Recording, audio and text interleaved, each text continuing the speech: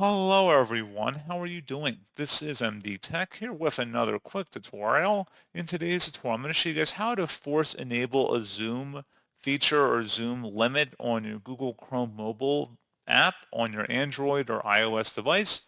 So if you want to force basically the enable zoom option, in today's tutorial, I'm going to show you guys how to do that through the accessibility menu. And without further ado, let's go ahead and jump straight into it.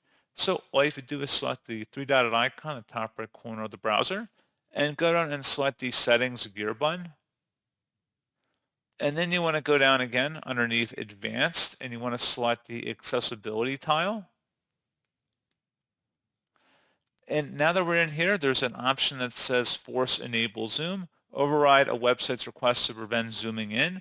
Go ahead and left click inside there to toggle it to the right, meaning that it will be enabled and it will require the enabled zoom option to be implemented on those websites.